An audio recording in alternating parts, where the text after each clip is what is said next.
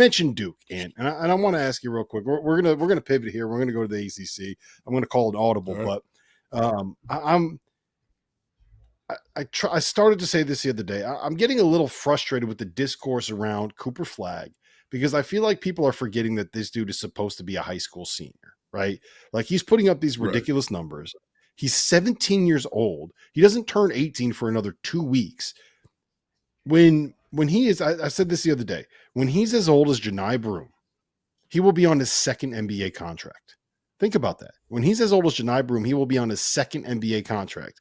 And he just had 22-11, 4 assists, 3 blocks, 2 steals, 0 turnovers, and he went over the number 2 team in college basketball with a bunch of guys that are like 4 years older than him. I understand that he doesn't look like Zion Williamson, right? He doesn't look like Kobe Bryant out there. Great. He's 17 years old, and look what he's doing. Like, what are we talking about? Yeah, absolutely, man. It's the divisive rhetoric is truly sickening. I can't stand the fact that you got someone like Cooper Flagg, who's a legit reclass, right? There's some guys who reclass and they're like 18 or 19 already, right? So it was like they're like back where they were supposed to be. This is a legit reclass. Like this dude, if he was a senior in high school, nobody would say a thing. What he's doing right now is so special. And at the same time, I can admit I also don't think he's generational, which is fine. And then, but there's so much toxicity, and why is it on his head where you have people are going to take his name and then clickbait a bunch of garbage, which is going to make people so divisive on him that they're going to trash his game, they're going to trash his name, they're going to say, oh no, he's not this, he's not that, he can't shoot, he's too skinny, all these things. You have the same people who are bashing his game but try to tell you that Bronny's a first-round pick. The same people. Like, yo, bro, like you can't talk NBA draft, you can't talk NBA, you can't talk basketball. Like, and it's all for clickbait, it's all for traffic, and it's just absolutely sickening how they are trying to prop him up just to try to tear him down. And what makes his game is not all the sexy jump shots off the bounce and all that. It's not that. It's what Indiana needs. The dude plays with purpose on both ends all the time. Like, have you ever watched Cooper Flagg and not felt his energy? Have you ever watched Duke and felt like, oh, Cooper's in the game? Like, no, he's gonna let you know he's in the game.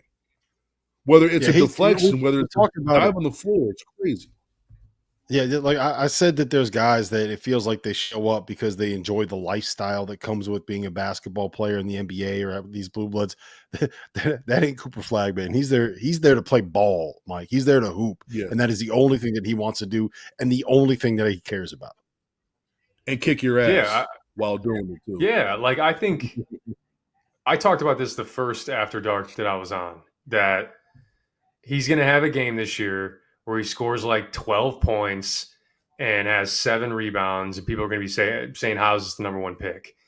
But the fact of the matter is he's arguably the best defender on the number 1 rated defense in the country as a 17-year-old. That is why all of these teams, you know what NBA teams want? They want freaking basketball players. They want guys, like not every guy. I mean, you look at, there's been number 1 picks. There's been Anthony Bennett. There's been Markelle Fultz. There's been guys that have been number 1 picks that didn't turn out to be generational, didn't turn out to be really pan out in the league at all. That is not going to happen to Cooper Flagg. Cooper Flagg is going to pan out in the league, but he's going to pan out in his own way.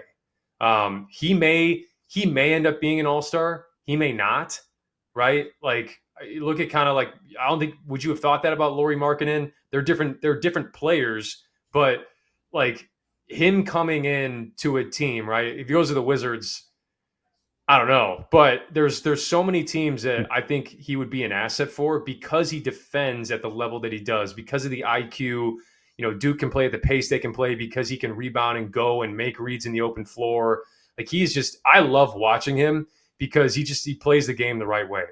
And I know people will hear that and be like, well, you need to be more than that if you're the number one pick. But I've watched all these guys that are at the top of this draft, and I'd still take Cooper Flagg because of what he brings to the table. Yeah, look, the generational label is one that frustrates me because, like, how do you define that, right? If Cooper Flagg ends up being, let's just say, Jaylen Brown, like not the exact same player, right? But let's just say that he ends up being an all-star that is the number 2 on a team that wins an NBA championship. Is he not, like, does he not live up to the number 1 pick standing then? Let's say he ends up being Scottie Pippen, the greatest sidekick in the history of sidekicks in sports, right? Does he end up being a bust then? Is he not generational?